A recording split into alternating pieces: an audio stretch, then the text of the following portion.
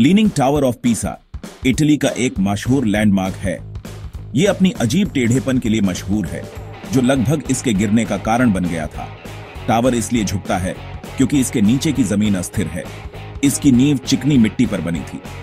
सदियों के दौरान टावर के वजन ने इसे अनियमित रूप से झुकने पर मजबूर कर दिया। इसका नतीजा था कि टावर को मिली खतरनाक ढलान। 20वीं सदी के आखिरी तक टावर की ढलान खतरनाक हो गई थी। इंजीनियरों ने चेतावनी दी थी कि ये गिरने के कगार पर हैं। इटालियन सरकार ने 1990 में टावर को जनता के लिए बंद कर दिया। इस फैसले ने इस प्रियतम स्मारक को बचाने के लिए एक समाधान ढूंढने की आवश्यकता को दिखाया। दुनिया ने अपनी सांस रोकी, उम्मीद करते हुए झुके हुए टावर को सही करने का कोई रास्ता मिल सके।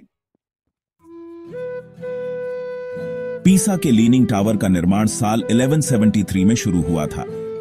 टावर के नजदीक ही कैथेड्रल के लिए एक घंटा घर बनाया जा रहा था।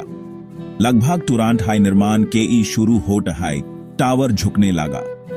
निर्मितों ने ऊपरी मंजिलों को एक तरफ से ज्यादा ऊंचा बनाकर ढलान को सुधारने की कोशिश की। इस प्रयास के परिणाम में टावर को थोड़ा घुमावदार आकर देने में हुआ। इस ढलान के बावजूद टावर फैसिनेशन का एक स्रोत बना रहा। यह एक लोकप्रिय पर्यटन स्थल बन गया, लेकिन ढलान समय के साथ बढ़ती रही। 1990 के दशक तक यह स्पष्ट था कि कुछ करना जरूरी था। टावर हर साल 1 मिलीमीटर से ज्यादा झुक रहा था। गिरने का खतरा बहुत ज्यादा था। अंतरराष्ट्रीय विशेषज्ञों की एक टीम को टावर की स्थिरता का मूल्यांकन करने के लिए बुलाया गया। टीम ने विस्तार से पढ़ाई और मॉनिटरिंग की। टीम ने पाया कि टावर अपने क्रिटिकल टिपिंग पॉइंट के बहुत करीब था। इसको गिरने से रोकने के लिए तुरंत कदम उठाने जरूरी था। एक अस्थायी उपाय के रूप में इंजीनियरों ने जवाबी कार्रवाई का फैसला किया। 100 टन से ज्यादा लेड वेट को टावर के बेस पर रखा गया। लीड का वजन ढालन को पलटवार करने में मददगार साबित हुआ। इस अस्थायी समाधान ने इंजीनियरों को एक स्थायी समाधान विकसित करने के लिए कुछ समय दिया।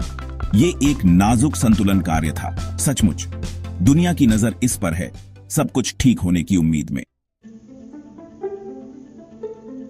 Section 4, the search for a permanent solution. Tower को स्थायी रूप से स्थिर करने के लिए कई समाधानों पर विचार किया गया। एक प्रस्ताव यह था कि नींव में कंक्रीट डाला जाए। दूसरे में टावर के नीचे की जमीन को जमाना शामिल था।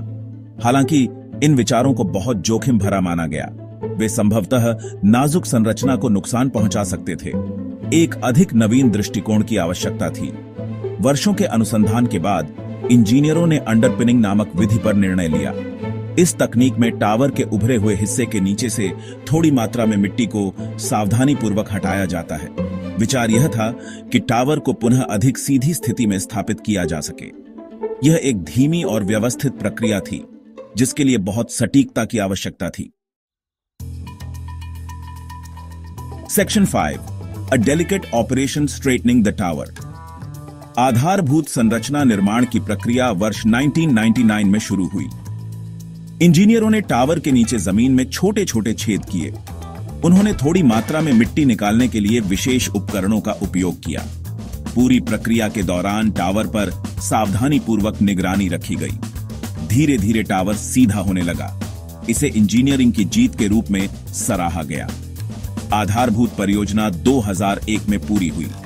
पीसा की झुकी हुई मीनार के गिरने का अब कोई खतरा नहीं था। टावर को लगभग 45 सेंटीमीटर तक सीधा कर दिया गया था। इसे सुरक्षित और स्थिर स्थिति में वापस लाया गया। इस प्रतिष्ठित स्थल को भविष्य की पीढ़ियों के लिए आश्चर्यचकित करने हेतु सुरक्षित रखा गया।